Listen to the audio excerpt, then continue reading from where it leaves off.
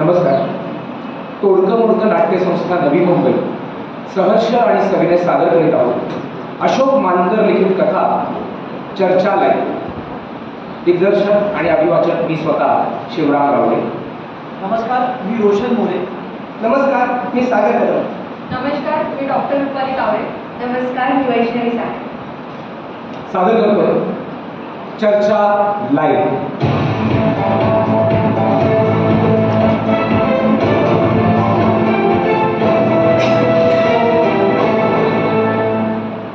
ते 24 तास या वाहिनीवर चुकून आणले गेलेल्या प्रेताचं उत्तरदायित्व कुणाचं? सरकारचं की संबंधितांचं? या चर्चेचं लाईव्ह प्रसारण सुरू होतं. स्टुडिओ सूत्रसंचालक बालमुकुंद बापट त्यांच्या पुढ्यात भारतीय एकसंघ पक्षाचे प्रवक्ते पद्मभूषण अक्कल कुवेकर, गायवासूर पक्षाचे हसन नवी, एकमत वृत्तपत्राचे 60 वर्षाचे संपादक बालकुमार यांची उपस्थिती होती. चर्चेचा मुख्य केंद्रबिंदू असलेला चंद्रकांत बारबोले अकोल्याच्या कुठल्या तरी एका फॉर्ममध्ये कॅमेऱ्यासमोर बसलेला होता. वाहिनीच्या अकोल्याच्या प्रतिनिधीवर म्हणजे मंथन देशपांडेवर चंद्रकांत आणि तिथल्या प्रशासंबंधीची सर्व जबाबदारी सोपवण्यात आली होती. अहो तर बाबा काही नव्हतं ना. 11:30ची वेळ असते. पुण्यातल्या कॅमेऱ्याकडे आणि लगतच्या टीव्हीकडे आलटून पालटून पाहत चंद्रकांत बारबोले म्हणाले, म्हणून तर हसणार ती कम्मा झाला ना. बापकाने चंद्रकांत अडवलं. तुम्ही म्हणता की ती रात्र होती, 11, 11:30ची वेळ होती, तर मग तुम्हाला ते प्रेम दिसलं नसावं. मी काही दिसलं नाही म्हणून राहिलो काय? वैथून यायला असं म्हणून राहिलो ना मी. तर मी हुंडावर बसून येऊन राहिलो होतो. गाडीचा लाईट सुरू होता. ते लाईटला दिसली मला ते पावडी. तोच माझा मूळ प्रश्न आहे. बाईकच्या हेडलाईटच्या प्रकाशात तुम्हाला ते प्रेम दिसलं, तर मग ओळखून का नाही आला? पावडी साहेब एका तळावर पडली होती ना, म्हणजे पाठमोरी, आणि रोडच्या ती डाव्या बाजूच्या बाजूने होती. ते मला कशी काय ओळख येणार आहे? मला असं वाटतं या युवकाला तिथंच त्याची खात्री जमा करून घ्यायला हवी होती. अक्कल कुवेकरांनी आपलं पद मांडलं, कॅमेरा त्यांच्यावर फिरावा. म्हणजे हा घोटाळा झालाच नसता. नाही, घोटाळा हा शब्द इथं अप्रस्तुत आहे. संपादक बाळकुमार यांनी आक्षेप घेतला. ही गफलत आहे आणि ती अनागणन झालेली आहे. पण मी अक्कल कुवेकरांच्या या मुद्द्याशी सहमत आहे की आमच्या या युवा मित्रानं तिथंच या प्रेताची खात्री करून घ्यायला हवी होती. साहेब तुम्ही पाहिजे होती कधी? चंद्रकांत टीव्हीकडे तिरकस नजरेनं पाहत म्हणाला, एक तर रात सकाळी अंधार किट, समोर मेल्या होया माणसाची डेड बावडी, त्याच्यात मी एकटा. माझं चॅलेंज आहे साहेब. तुम्ही असते तुमची फाटली असती कधी. या काय डेअरिंगनी हिंमत दाखवली ते मला माहीत.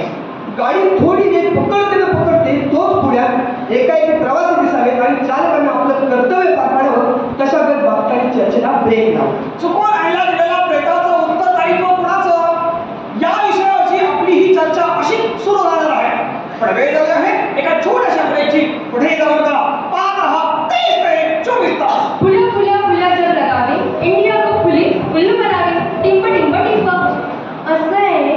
ब्रेक नंतर कुमारांच्या बाजूला बसलेल्या हसन दळवी यांनी चंद्रकांतची तळी उचलून धरली. हा युवक ग्रामीण भागातला आहे, आपण त्याला समजून घेतलं पाहिजे. बरं का, गांधीजी म्हणत खेड्याकडे चला. आपण हे उत्तरदायित्व पेलू शकलो नाही. शेवटचं वाक्य दळवींनी अक्कल कुवेकरांकडे पाहून म्हणतात, अक्कल कुवेकर मरणावर बोट ठेवावं आणि त्याला असं वाटावं अशा करते म्हणाले, या उत्तरदायित्वाची 15 वर्ष तुमच्या ताब्यात होती, त्याचं काय? राजकारणात दुर्मिळ वाटावी अशी रुचिता दळवींकडे होती. तिचा वापर करत ते म्हणाले, ही जबाबदारी मी पुढे एकट्या पक्षाची मानत नाही. पण प्रश्न आहे, ही घटना आता घडली त्याचा, आणि सध्या सत्ता कुणाची आहे? मुळात वस्तुस्थिती अशी आहे की गांधीजींना अपेक्षित असलेला भारत, बरं का, त्यांना अपेक्षित असलेली ध्येय धोरणं हे आम्ही आमच्या सन्माननीय पक्षाध्यक्ष आणि आदरणीय युवा नेते यांच्या मार्गदर्शनाखाली खेड्यापाड्यापर्यंत नेण्याचा कसोशीने प्रयत्न केला. अक्कल कुवेकर किंचित हसले. या ठिकाणी मला एक आवर्जून सांगावंसं वाटतं, आमच्या लहानपणी मूल झोपत असेल तर आया माया त्याला भीती दाखवायच्या. हो, नाहीतर बागुलबुवा येईल. दळवींच्या पक्षानं गांधीजींचा पाठ बागुलबुवा करून टाकलाय. एरवी तसे दळवी साहेब, तुमच्या पक्षाकडे गांधीजीवर दुसरं होतं तरी काय? असं आहे अक्कल कुवेकरजी,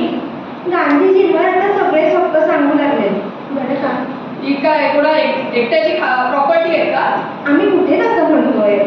गांधीजी तुम्ही घ्या, घेतलेच आहेत तुम्ही ते. आणि तेच तुमचं दुखणं आहे. नाही हो अक्कल पुणेकर साहेब, आमचं दुखणं मुळीच नाही. उलट आम्हाला आनंद आहे की तुम्हाला अखेर आमचीच विचारधारा आपलीशी करावी लागली. बरं का, आमची अपेक्षा एवढीच आहे की तुम्ही तसं वागून दाखवा. पण मुमेरा बगल में छुरी, this is not a Gandhi. Dalvi साहेब, चिंता नका करू. अहो, खरे गांधी काय ते आम्ही देशाला दाखवून देऊ. तुमच्यासारखं त्याचं बुजगावणं करणार नाही. मला असं वाटतं कुमारांनी या दोघांना मूळ विषयाकडे वळवण्याचं औचित्य राहिलं. या सर्वसामान्य माणूस त्याचे प्रश्न दुर्लक्षिला जाऊ नये. बरोबर आहे, दळवी उद्गारले. अगदी बरोबर आहे. माझा मुद्दा सर्वसामान्य माणसांबद्दलच आहे. पण असं आहे, जोपर्यंत आपण गांधीजींची विचारधारा खऱ्या अर्थाने स्वीकारत नाही तोपर्यंत सर्वसामान्य माणसांचे प्रश्न सुटणं शक्य नाही. पण गांधी कोणते? महात्मा गांधीला काय? चंद्रकांत अनाहूतपणे बोलून गेला. चुकून आणला गेलेला प्रेताचं उत्तर काय करुणाचं, प्रेम करणाऱ्या संबंधितांचं की सरकारचं? बापटांनी लाल दिवा अडवला. ही चर्चा अशीच सुरू राहणार आहे. वेळ आली आहे एका छोट्याशा ब्रेकची. तेच ते टिंब टिंब टिंब, फुल्या फुल्या फुल्या तुमचं जीवन उद्ध्वस्त करतात. टिंब टिंब टिंब. ब्रेक नंतर पुन्हा आपला सर्वांचं स्वागत. जाहिराती संपून पडदा वापरायला लागला. मी मूळ मुद्द्याकडे वळतो आणि चंद्रकांत बालमुनींना विचारतो, चंद्रकांतजी, तुम्ही म्हणता की प्रेम कल्याण होतं म्हणून ते ओळखून नाही आलं, पण मग तुम्ही ते सरळ केलं असेलच ना? काही सांगतो, पहिले तर मी गाडी करून खाली उतरलो. मग तर पुन्हा न झालं असेल. नाही ना साहेब, मी उतरलो तरी गाडीनं बंद नाही केली. लाईट तसंच काढून ठेवला. तर मला असं जाणवलं का हा लेखाचा मनोर काय सुंदर होय. काऊन कपायचं ना, पिवा सगळा केस असे गुरे आणि बॉडी अशी गिड्डी. म्हणजे प्रेम पूर्णपणे न पाहताच तुम्ही हे केस केलं? हो, पण पुढचं काय का ना, सगळ्यात पहिले त्या केळ्याला फोन केला. केळ्याला? कुठलं केळं? केळ्या नाही, अहो केळ्या म्हणजे गुणवत्ता गुंबटख्या, त्याने आम्ही केळ्या म्हणतो ना. अच्छा अच्छा, म्हणजे टोपण लवकर काय का घरी केळ्याच्या गाडी होतं या पावडी पाहून तोही म्हणे बापा हा मनोरथ होय. मग तुम्ही म्हणता तशी खात्री करण्यासाठी आम्ही लाशीच्या तोंडाकडून गेलो. मोबाईलला उजेड पाला तर साहेब तोंड सारं घसाटलं. नाकातून रक्त आलं होतं, ते साऱ्या तोंड झोपाचं आणि घसाटल्याचा सारा दाखला होता आणि तोंड घ्यायचा. चंद्रकांत तोंड वाचून दाखवलं. दात दिसून राहिले होते हो, आणि डोळे सब असे उघडे, म्हणजे बॉडीचं काम असं फिनिश झालं होतं बघा. अरे अरे, बापटांनी खेद व्यक्त करत म्हटलं, पण हा अपघातच होता, हे तुम्ही कसं काय पाहता? मग काय खून काय असं असते कसं आहे? अरे पण तुम्ही प्रथम दर्शनी अपघाताचा तर्क कसा काय लावला? कारण त्या बावडीचे कपडे तसे शेप होते ना साहेब, डोक्याने मार होता, म्हणून आम्ही ओळखलं की हा ऍक्सिडेंटच आहे आणि कोणातरी वाहनाने या एवढं. कुमारांनी म्हटलं, मला असं वाटतं वाढते अपघात आणि याचं सामान्य स्तरावर एकूणच सुमारीकरण हे चिंताजनक आहे. रस्ते सुरक्षा या विषयावर आपल्याला नव्यानं विचार करण्याची गरज आहे.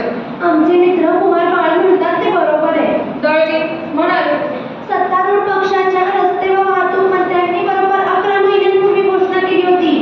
बरं का, आम्ही वाहतुकीचे नियम कडक करू, सीसीटीव्ही कॅमेरे बसवू, भरधाव वाहनांना चाव लावू.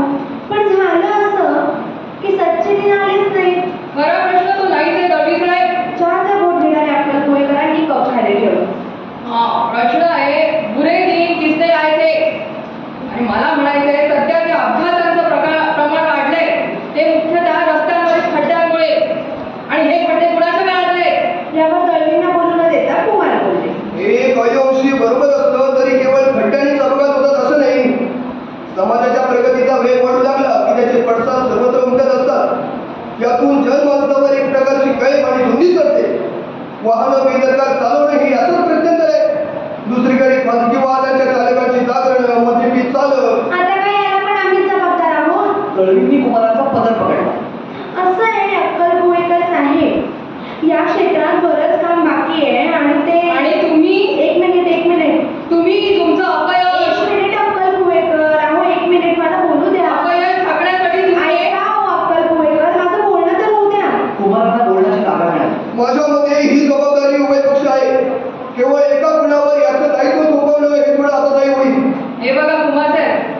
कोणी काय केलं आणि काय नाही केलं हे जनतेला बरोबर कळतं. अक्कलकुवेकरांनी चढा सोडला आणि म्हणूनच त्यांनी आम्हाला निवडून दिलंय. अहो आम्हाला वेळ तरी द्या काही करायला. सत्य देऊन किती दिवस झालेत आम्हाला. आमच्या समोर सर्वात पहिलं आव्हान आहे ते ह्यांनी केलेल्या चुका निस्तरण्याचं. चुका कसल्या अक्कलकुवेकर? दळवी मी तर हसते केली. त्या चुका नाही, मुळात तुम्ही चष्मा चुकीचा घातलाय. खरं म्हणजे चष्मेवाले तुम्ही आहात. अक्कलकुवेकरांनी पलटवार केला. त्यातही हा चष्मा तुम्ही उसना घेतलाय. तुमची मजबुरी मी समजू शकतो दळवीजी, कारण तुम्हाला गोल भिंगाचा आणि काळ्या दांडीचा चष्मा वापरायचं कंपल्शन आहे. आणि तेच तुम्हाला चालतं. नाही कळलं नसतं जर तो चष्मा तुमच्या नंबरचा असता.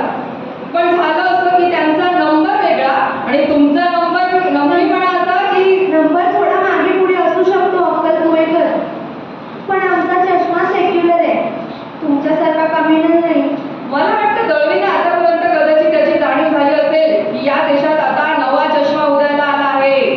त्यातून कोण सेक्युलर कोण कम्युनल हे स्पष्ट दिसतं. आणि हा चष्मा जनतेनं झालेल्या निवडणुकीत वापरलाय. रिझल्टही दिसले. काही चष्मे भ्रमाचे पण असतात बरं का. उन्हाळ्यात नाही का हरिणांना मृगजळ दिसतं. दळवी मिश्किलपणा. नेमकी याच वेळी चंद्रकांत जांभळी प्रेक्षकांना ती खालच्या चौकटीतून दिसली आणि बापटाने तुणतुण्या वाजवल्या. आपण पाहत चुकून ऐकलं गेलेल्या प्रेताचं उत्तरदायित्व कोणाचं? सरकारचं की संबंधितांचं? बघूया प्रेक्षक काय म्हणतायत. टीव्हीवर 2 स्तंभ झळकले. हा बघा 88% लोक म्हणतायत सरकारचं आणि 12% म्हणतायत की संबंधितांचं. टिंब 10 इन्फेक्शन्स करणाऱ्या या शक्तिशाली किटाणूंपासून सावध राहा. टिंब ब्रेक मध्ये चंद्रकांत देशपांडेला म्हणाला, का हो देशपांडे साहेब, ते तुमच्या मुंबईतले ऑफिसातले लोक मगापासून त्या मोठ्या मोठ्या कपात चहा पिऊन राहिले. आम्हाला एखादा बारीक शिंगल पाठवावा. बरोबर. असं म्हणून देशपांडे बाहेरच्या ऑफिसमध्ये जाऊन तिथल्या कोणाला तरी तसं सांगून परत आला. देशपांडे साहेब, मला एक नाही समजून राहिलं. टीव्हीतल्या त्या लोकांसमोर मोठमोठ्या कपात ठेवले तर त्याच्यात तेवढा चाय असेल का हो? ब्रेक नंतर पुन्हा आपलं सर्वांचं स्वागत. बापट, मी आता चंद्रकांत यांच्याकडे जातो. चंद्रकांतजी, तुम्ही पाहिलेल्या त्या प्रेताचा तो खून नव्हता, अपघातच होता असं वाटल्यावर आणि मित्राला फोन करून बोलवून घेतल्यावर तुम्ही काय केलं? आम्ही त्याच्या घरी फोन केला ना. मला असं वाटते कुमारांनी त्यांच्यातली शोधक वृत्ती जागवली. यांनी पूर्ण खात्री केल्याशिवाय त्याच्या घरी कळवायला नको होतं. अहो साहेब, खात्रीसाठीच फोन लावलेला ना आम्ही. ऐका का खरी. तो त्याच्या घरी म्हणजे मनोहरलाच लावला. तो शीच हा आला केळा म्हणे. हा बरोबर आहे. ऍक्सिडेंट झाल्यानं फोन फुटला असेल याचा. मग बापट मग त्याची पुरावे लावला. पिंट्याने विचारलं, काय रे मनोहर भाऊ घरी आहे का? तो म्हणे नाही. तर म्हणे कुठे गेले? तर म्हणे आकोट गेले, माझ्या आत्याच्याकडे गेले. तर म्हणे कधी गेले? तर म्हणे आजच गेले. तर म्हणे वापस कधी येणार आहे? तर म्हणे आजच येणार आहे. मग ते आले काय? तर म्हणे नाही. मग आता कपडे कोणते होते? तर पिंट्यानं तेच सांगितले जे लाशीच्या पावडीवर होते. मग बुवा आम्ही डिक्लेअर केलं की मनोहरचं आशान आशर झालं, याटो घेऊन या. चंद्रकांत असं बोलत असताना अक्कलकुवेकरांनी हात वर करत बोलून चालू. अक्कलकुवेकर साहेब, बापट, यांचं पहिलं कर्तव्य होतं पोलिसांना इन्फॉर्म करणं. चंद्रकांत अक्कलकुवेकरांकडे पाहत मान उडवली. आम्ही साहेब पोलीस पाटलाले सण घेऊन यायला सांगितले ना फोनवर. यावेळी टीव्हीवर ब्रेकिंग न्यूज अशी तळटीप चढू लागली. बापटांनी तिचा धावता आढावा घेतला. ब्रेकिंग न्यूज हाती येते. बुलढाणा मतदारसंघाच्या खासदार साध्वी पुलकेश्वरी यांनी रामफळाला राष्ट्रीय फळ घोषित करा अशी मागणी केली आहे. मी चंद्रकांत बालमुले यांना विचारतो, चंद्रकांतजी, मेलेली व्यक्ती मनोहर काय समजत आहे हे तुम्ही त्यांच्या घरी कळवावर पुढे काढलं. मग काय पुसतं बाबा, तिच्या मायला नेमते सारा आकात काय मनोहरच्या घरात जळामळी सुरू झाली ना. 2-3 ऑटो, 7-8 मोटरसायकली आणि 20-25 जण तिथे येऊन थडकली. आणि एवढी गर्दी होऊ नये कुणाला प्रेताची खात्री करून घ्यावीशी वाटली नाही. अक्कलकुवेकर, अशा टायमाले बाकीच्या गोष्टी पाहत नसतेच लोक साहेब. पण एवढा गर्दीची गरज होती का तिथे? बापट असं आहे. दळवींनी म्हटलं. मी अगोदरच म्हटलं हे ग्रामीण भागातलं लोकजीवन आहे बरं का. साधी मुळे माणसं असतात ही. साधी भोळे असल्याशिवाय रोज कसं आहे आम्हाला कोणाच्या सुखदुःखात धावून जायचे माणूस आहे आमच्या जवळ. चंद्रकांत शंका लगावून बरं मग झालं काय? बापट. तो लोकांना बाबा एकदम बावडीच्या अंगावर दुपट टाकली आणि बावडी उचलून याटोत टाकली आणि याटोत डायरेक्ट मनोरच्या घरी. नंतर आणि जशी बावडी मनोरच्या घरात बसरी जाऊन ठेवली काय पुसका त्याच्या बायकोनं घोरच घेतलं. दळा हात आपटून बाळाला पळायला लागली, केसाच्या झुकुटा करून आकात करायला लागली. तिचा तांग पाहिले जाय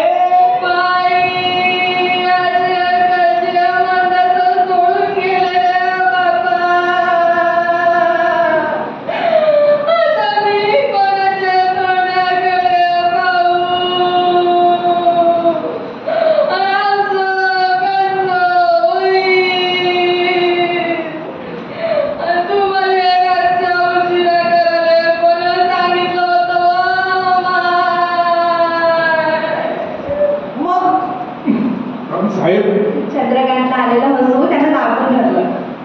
तिने एकदम धावताना तिने म्हणतात ना बाई आपलं जन्मात अंधारातही ओळखते. तिनं खासकन बावडीवरचं दुःख वळलं, तीर्थाचं तोंड पाहिलं, दात पाहिले, दातात जराशी फट आणि तिने जे काय डोळे वटारले बापट. आणि जो काय ती आमच्यावर खेळतच हा कोणाचा मुलगा घेऊन आला रे उघड्या मानाचे हो. एका पिंट्याचे बाबा होत का? दुसऱ्यात कोणी होया भांडणद्वारे हो. तुमच्या आपला काय शेर खाली गेला होता काय? आणि हा कुणाचा धडका आणला इथं अंगापासून लढून सारा बाया जीव निघून झाला. आणि पाहिला का मुद्दा दुसऱ्याचा एवढी हाय खाली होती रे त्या उघड्या हो. त्याच्यात माझ्या काही कमी जास्त झालं होतं. मग बाकी आमची घडाली आणि मग सुरू झालं हा मनोहर होय तर कोण होय. त्याच्यात आणखी एक दुसरा यात्रा झाला. झट बाबा मनोहर, त्याची बहीण जवळ आणि आणखी दोघं तिघं भायाची जीप घेऊन अर्ध्या घंट्यात मुंडगावला आले. चंद्रकांतला ठसका बसला. आपण पाहत आहात चुकून राहिला गेला प्रेताचं उत्तरदायित्व कुणाचं यावरची चर्चा. बापटांनी तुणतुणा वाजवलं. पण वेळ झाली आहे हळूहळू टिंब टिंब टिंब. आपलं इसीजी बरोबर ठेवा. टिंब टिंब टिंब. ब्रेक नंतर चंद्रकांत बोलता झाला. भले साहेब असा यायचा येऊन राहिला का एक तर लास आपल्या नवऱ्याची नोय हे पाहून मनोहरच्या बायकोचं टेन्शन पहिलेच एकदम झिरो झालं. आणि त्याच्यात मग मनोहरले समोर पाहून तिला एवढा हरित झाला की तिचा मेला हवा नवरा तिचा झाला आहे. याला आनंद नाही, जीव भांड्यात पडणं असं म्हणतात. असं म्हणून कुमारांनी चेहरा गंभीर केला. नाही एवढंच नाही तर ती नवऱ्याची अशी काय सरकारी करायला लागली की तसा कोणी पावनात आला घरी. असं आहे. दळवी बोलले. ही माणसं अंतःकरणाची साफ असतात. जीवन मरणाच्या कश्मकशमध्ये आपण जगत असतो बरं का. भीष्माच्या त्या मालकानं मृत्यूचं निमंत्रण द्यावं पण ती संदेश पत्रिका चुकवून दुसरीकडे जावी आणि लगेचच त्याचा उलगडा व्हावा अशातला प्रकार आहे. चंद्रकांतजी, मनोहर काय सुंदर घरी आल्यावर त्याची पहिली प्रतिक्रिया काय होती? बापट. हे सगळे झेकून फटेतच धावत घरा झाले. मनोहरनं 3 खेप बावडी पाहिली. आजूबाजूला जमा व्हायला लोकांनी पाहिले आणि जो काय तो आमच्यावर टाकला. कोण आहे तो भार्गव? हे बावडे आमच्या घरात आणलेला त्याच्या भाईने नेलता.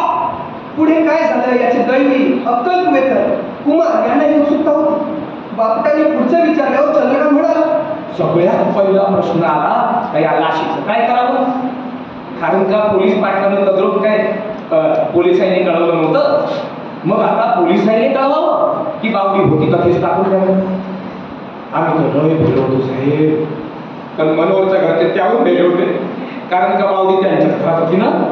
मनोहरची बायको म्हणे बाई काही करा पण हे लागीन तर रस्त्यावर ठेवा बापा. हो. दळवींनी खाजरलाच मला विचारलं काय केलं तुम्ही? सांगतो ना तर आमच्यातला बंडू आठवय म्हणे. बघा पोलिसांच्या फसकटात काही पणाने पुरणार नाही. ते भुसोईचे आपल्यालाच म्हणतील तुम्ही त्याने ओळखलं म्हणून. गावडी जखी होतं तिथंच नेऊन ठेवा. तेच बरं नाही. पोलीस पाटलाने विचारलं होतं तो म्हणे असं करा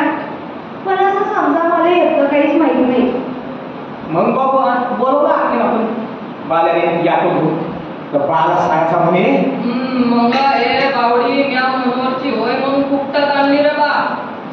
आता पैसे लागतील आपल्याला. हो चंद्रकांत मागील पानावरून पुढचं सुरू केलं. बावडी जत होतात तर ठेवायसाठी बाकीचे सगळे तयार झाले, पण ज्याची म्हणून आमची आणली होती तो मनोहर सायाचा यायला तयारच नाही. का? त्याने म्हणे चल, तर तो बोलायच्या पहिले त्याची बायकोच फलाट करून उठली आणि मनोहरचा हात धरून म्हणे पहिले का लवकर मला जी वाचून लटपट करून राहिलं माय. आम्ही म्हणू आता काय होऊन राहिलो. तो मनोहर म्हणे मी आलोही असतो पण मला बायकोची कंडिशन का पाहता नशी. आम्ही म्हणे राजा आम्ही तुम्हाला एखाकडे मोलधन घेतलं. तर तो म्हणे मी सांगितलं तुम्हाला हे धंदे एक तर तुम्ही मी वरती गेल्याची हवा करून दिली, मला बायको लेकर भवळून दिले आणि अशा कंडिशन मलाच आणखी म्हणता संचार पुढे दळवी.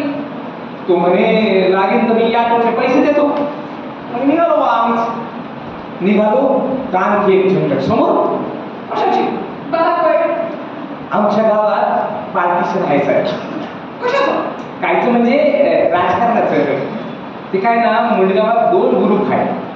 एक आहे ते आकाशराव बापूचा आणि दुसरा प्रकाश पाटलाचा. साहेब आम्ही प्रकाश पाटलाच्या ग्रुपचे. तो त्या भैरीच्या आकाशराव बापूच्या ग्रुपनं काय केली ना साहेब, आखोटले पोलीस ठाण्यात निनावी फोन केला. आम्ही बावडी याटो टाकून अर्ध्या मिनिटात जातो, बघलो पोलिसांची गाडी आमच्या समोर हजर. बापड. अहो मग काय, आमचा याटो लाशी सुगी आणि आमच्या साई आखोटले पोलीस ठाण्यात. आम्ही लोय लोय काय ते खरं सांगायची कोशिश करू, पण इन्स्पेक्टरची भाषा एकच. डेड बावडी उठल्याचा तुम्हाला कोणता अधिकार आहे? भोसडीचे हो, नालायक हो, मादर फुल्या हो. अशा रे राजे साहेब काय सांगू. त्याच्यात आमचा तो रावया जरा डेअरी दाखवतो म्हणायला लागला. हे पाय साहेब सगळं काही करा पण शान नका देऊ. आम्ही काय चोर बदमाश हो काय? इन्स्पेक्टरने 2 होटकार झाले ना त्याच्या आणि म्हणे तुम्हाला सगळे अंदरच होतो हो, फुल्याचे हो. हो बापू साहेब, नाही तर म्हणे नाही तर अंदर जर व्हायचं नशील तर म्हणे चंद्रकांत पुढचं बोलावं की नको असं करू लागलं. तर काय सांगा ना. सरकाशी म्हणे 10,000 नाही तर अंदर म्हणे. पाहिलं दाखल होय पण दळवी मानेला किंचितचा झटका देत म्हणाले, असे आहेत तुमचे पोलीस. पण दळवी साहेब याच्यात आकाशराव बापूचंही चुकलं नाही काही. दळवीचा मुद्दा चंद्रकांत परस्पर छाटला. म्हणजे आकाशराव बापू तुमच्या पक्षाच्या हवा बाबा. आपण पाहत आहात चुकून आणला गेला बेटावरची चर्चा. ही जबाबदारी कोणाची? बघा कौल काय म्हणतंय, 70% लोक म्हणताय की ही जबाबदारी सरकारची आहे. टिंब टिंब टिंब आज काही तुफानी करूया. टिंब टिंब टिंब. जाहिरातीच्या उद्रेकानंतर चंद्रकांत म्हटलं, ठाण्यात आम्ही 7-8 होतो का आमच्यातला अरुण ठाकरे त्याच्या मिसाला बाहेर गेला आणि त्यानं सायकलनं तिथून प्रकाश पाटलाला फोन लावला. पा साहेब मोबाईलचा फायदा प्रकाश पाटील होते अकोल्यात आणि 5 मिनिटात इन्स्पेक्टरले आमदाराचा फोन आणि 10 मिनिटात आमदार नितीन भाऊ वानखडे तथी हजर नाहो आणि असा झाला इन्स्पेक्टरले कापू सुलो का. ते प्रेम शेवटी कोणाचं निष्पन्न झालं? बापड. ते आम्हाला 3ऱ्या दिवशी पेपरातून कळलं का ती बावडी मकरमपूरच्या एकनाथ सासानीची. तो छंद आवडून होता आणि आखोटल्याहून मकरमपूरला चालला. चंद्रकांत असं बोलत असताना वरूनच्या केबिनच्या घरात 2-3 युवक आहेत. त्यातल्या एकानं मुंडन केलेलं होतं. मुंडन मारायला पुढे येऊन डोळे काढत चंद्रकांतचा आगमास घेतला. चंद्रकांत विचारला, हाताच्या पुढे त्यानं काय अशी विचारलं. युवकांना दात खाऊन पुढे येत चंद्रकांतची मानगुडच पकडली. अरे तुमच्या मायले फुल्या तर जायच्या हो. या अनपेक्षित प्रकारामुळे चंद्रकांत गडबडला. उठून उभं होत त्याने युवकाला ढकलण्याचा प्रयत्न केला. हो टाकली हे सोड एवढे हो सोडतो की नाही. मंदार देशपांडे आणि कॅमेरामॅनकडे हबडले. भाळ खोचे हो. अरे तुम्हाला काय आपला आहे का नाही रे? असं म्हणत युवकांना चंद्रकांतला गचांडी दिली. चंद्रकांत पडता सावरला आणि युवकाला लोटत देशपांडेकडे, कॅमेरामॅनकडे आणि युवकाकडे आईपाईने पाहत उतरला. कोण हाय सायचा हा? मॅट तर नाही ना तू? कोण आहे रे? अबे मॅट झाले असाल तुम्ही. युवकांना चंद्रकांतला द्वेषाला मागले. तुम्ही तिकडे जायचे हो, माझा बाप मेला आणि तुम्ही त्याच्या अशा चेहऱ्याने करून आले का फुल्या फुल्याचे हो. चंद्रकांतच्या चेहऱ्यावरचे हावभाव एकदम बदलले आणि तो सावध म्हणाला, काय चेंगारे आहेत काय? चर्चा हवं नव्हतं टीव्हीची. चंद्रकांतला डावीकडच्या कोपऱ्यात फडफडत ते युवक गुरगुरला. असा ही चर्चा होय? हा नाही नाही नाही काहीची चर्चा होय. मला बाप जीवानं दिला त्याची का तो दारू पेता याची? पेला तर पेला का तुमच्या बापाच्या पैशाने पेला काय फुल्या फुल्याचे हो. या दृश्याचं लाईव्ह प्रसारण सुरू होते. दरम्यान तिकडून बापट आणि चर्चेत सहभागी सर्व मान्यवर थांबवले होते. चंद्रकांतवरचं प्रसारण थांबवण्यात स्टुडिओच्या तंत्रज्ञाला काहीतरी अडचण येत होती, पण मग लगेच हे प्रसारण थांबलं. युवकांना पूर्ण ताकदीनिशी चंद्रकांतला मारण्यासाठी हात उंचावला. चंद्रकांतच्या चपळाईनं तो वरच्यावर पकडला आणि त्याला दुसऱ्या कोपऱ्याकडे लोटत नेत म्हटलं, सायाच्या माल्यावर काय ताव आणून राहिला बे तू? ते चॅनलमध्ये नाही म्हणणं. याच वेळी देशपांडे आणि कॅमेरामॅन पुढे सरसावले. त्याने दोघांना आवरण्याचा प्रयत्न सुरू केला. आवराआवरी लोटालोटी होऊ लागली. हे पाहून युवकाचे 2 सहकारी धावून आले आणि धुमशक्ती सुरू झाली. युवकांनी देशपांडेला कॅमेरामॅनला ठोसे दिले आणि कॅमेरा ढकलला. या आवाजानं फॉर्ममधले 2 नोकर धावून आले. मध्ये पडताच युवकांनी त्यांनाही पुकारलं. एक नोकर तसाच बाहेर पडत जाऊन ओरडला, गणीबाई ओ गणीबाई या आओ ना आओ तो ये देखो तो. बाजूच्या गोदामात खांद्यावर पोती वाहून येणारा तगडा गणी हातातलं काम सोडून धावत आला. झाला प्रकार कळताच, अरे तुम्हारे माँ की तो साल्या. असं म्हणत तो आगंतुकांवर तुटून पडला. लाथाबुक्क्याचे तडाखे सुरू केले. एका युवकाच्या पेकड्यात लाथ हाणली, दुसऱ्याला जमिनीवर आडवं केलं. तेव्हा कुठे हा राडा संपला. आणि दुसऱ्या दिवशी बापट बाहेरवर काहीशा गंभीर चेहऱ्याने म्हणाले, काल तेच ते 24 तासवर चुकून आणल्या गेलेल्या बेटावरची चर्चा झाली. त्या चर्चेत अकोला जिल्ह्यातील मुळगाव येथील युवक चंद्रकांत बारबोले सहभागी झाले होते. यावेळी त्यांच्यावर काही लोकांनी हल्ला केला. तेव्हा चर्चेत सहभागी झालेल्या युवकाच्या अभिव्यक्ती स्वातंत्र्यावर हल्ला करणं कितपत योग्य आहे या विषयाची चर्चा आज रात्री 8:30 वाजता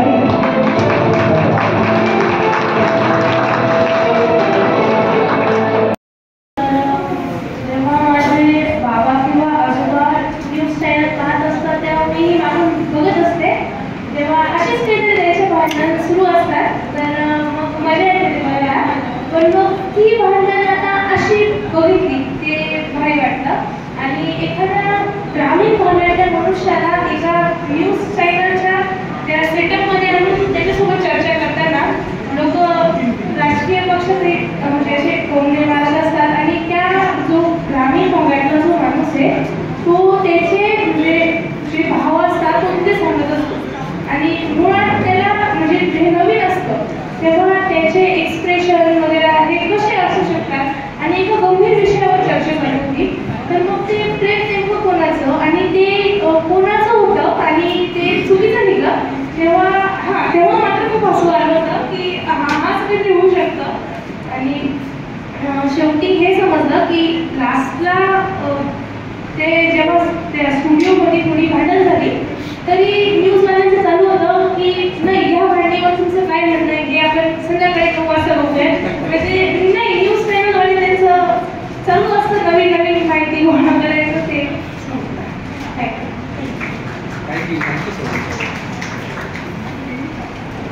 तर ज्यावेळेस आपण न्यूज चॅनल बघतो तर ते माणूस असतात ते आपल्यामध्ये गोष्टी मांडण्याचे प्रयत्न करत असतात की आपला मुद्दा चुकला तर आपण त्या साईडला जाऊ आणि त्याचा मुद्दा बरोबर असेल तर आपण आपला मुद्दा मांडायचा. हे सगळं मला माझ्या डोळ्यांनी समोर दिसलं. खरं तर मी एवढ्या न्यूज पाहत नाही, पण आज कळलं की न्यूजमध्ये किती गंमत असते. आणि तुम्ही एक मुद्दा मांडला की रस्त्यात खूप खड्डे असतात. तर बऱ्याच वेळा आपण बघितलं तर खड्डे असल्यामुळे एखादी आजी आजोबा जात असतील तर ते धडपडतात. एखादी गाडी वगैरे जात असेल तर जास्तीत जास्त ॲक्सिडेंट त्याच्यावरच होत असतात.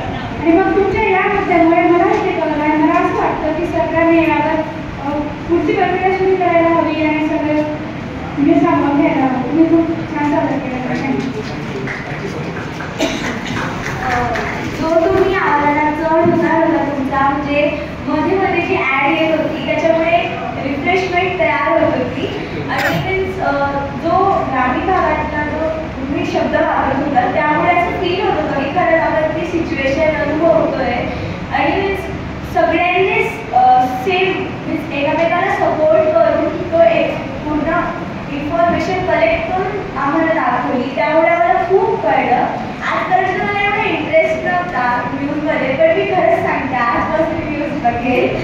आणि आणि आणि तुम्ही तुमचा आवाज चेंज करून जे बोलत होतात आणि जसं खेळांमध्ये असतं त्या बाया रडतात वगैरे त्याच्यावर तुम्ही चांगलं चेंज करून व्हॉइस चेंज करून म्हणजे ती एका पुरुषाचा पण आवाज काढत होता. त्यानंतर एक बाईची खेळातली ती रडते. खूप छान केलं तुम्ही, खूप छान. घरी आपण न्यूज बघतो त्यात विद्यार्थी वर्गाला असं वाटतं की काय म्हणतात, एक बोलतो मध्येच दुसरा बोलतो, ते एक प्रकारे वादविवाद स्पर्धाच चालेल असं वाटतं.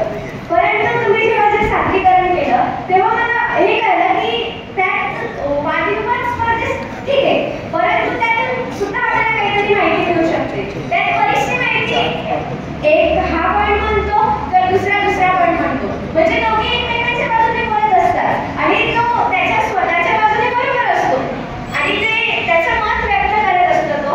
आणि ते तुम्ही छान प्रकारे सादरीकरण केलं.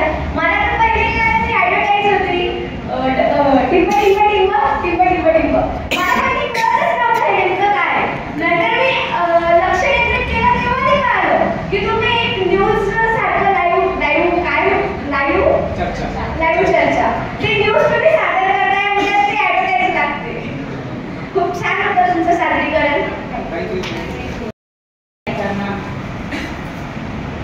मग तो त्याची बायको लई कल्ला करू राहिली हा शब्द ऐकायची इच्छा होती.